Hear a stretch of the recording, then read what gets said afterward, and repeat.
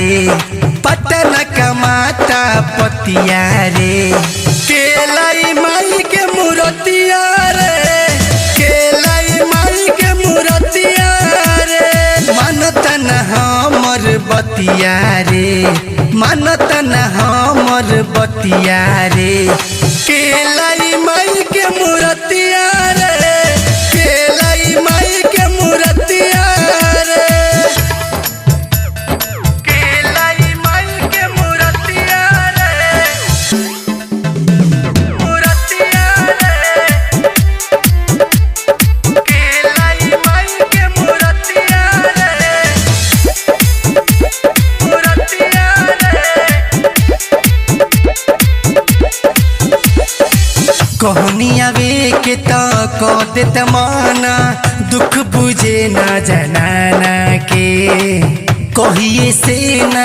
होखत खत्म लर एकर बहाना के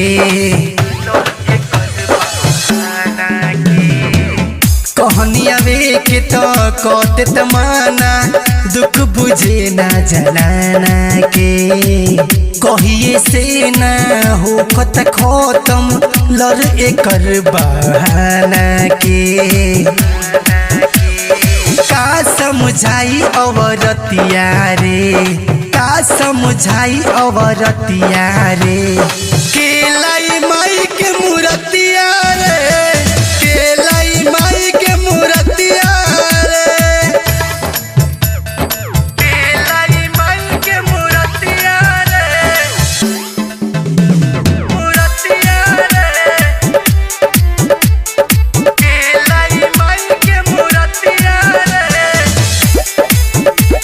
मूर्तिया रे कदी दाया हे महारानी रजऊ बात जैसे मानी जी सागिर संगतिया और सदाम के हट जाए परेशानी जी हट जाए परेशानी जी कदी दाया हे महारानी रजऊ बात जैसे मानी जी सागिर संगतिया और सदाम के हट जाए परेशानी जी काम न करेला मतिया रे काम न करेला मतिया रे केलाई